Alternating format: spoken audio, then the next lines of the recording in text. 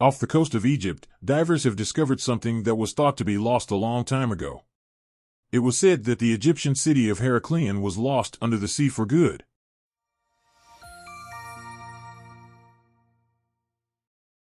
Founded around 8th century BC, well before the foundation of Alexandria in 331 BC, it is believed Heracleion served as the obligatory port of entry to Egypt for all ships coming from the Greek world. Well, after being underwater for 1,200 years, off the Bay of Abu Qir, this ancient city was finally been discovered.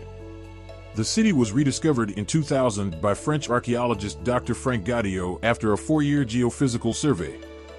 The city dates back to the 6th century BC and holds some of the most beautiful artifacts you could imagine. Things like grand statues of gods and goddesses standing well over 15 feet tall and carved out of red granite, treasures of gold and rare stones, elaborate temples, and enormous tablets. This find is enormous in the historical preservation community and has been commissioned by museums around the world.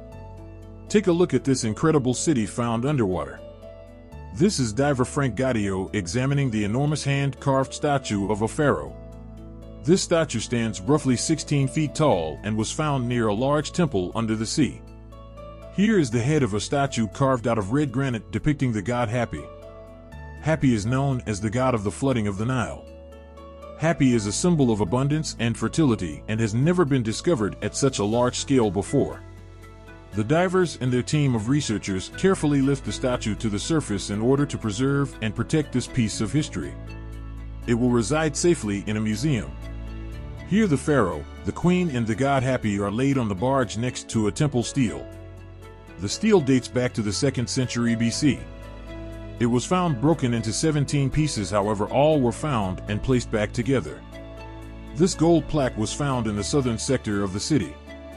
The text is written in Greek and acts as a signature for foundation deposits in the name of the king responsible for building this area. King Ptolemy III, 246 to 222 BC. In the reflection of this diver's mask we see a bronze statue of the god Osiris. The crown is the typical insignia of power, and this statue has eyes adorned with gold sheets. Every single detail of this site in Abu Qir Bay has been meticulously documented. Here a diver measures a red granite statue's feet below the surface of the ocean.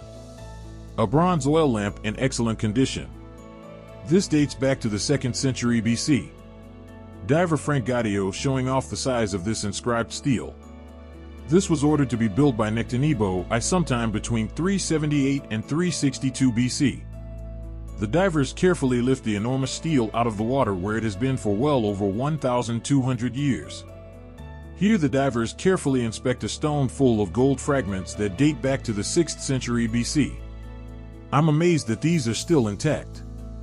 This is a shallow gold saucer that was used for drinking and serving.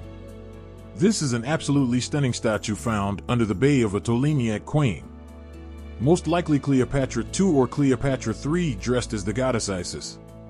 This red granite statue was also found near the big temple of Heracleion and weighs a massive 4 tons. Here is a beautiful artifact, a Greco-Egyptian statue of a queen carved out of dark stone. This is the head of a pharaoh statue being raised to the surface. The statue measures over 5 meters and was carved out of red granite. A bronze small figure of the pharaoh of the 26th dynasty found at a smaller temple in the underwater city of Heracleion.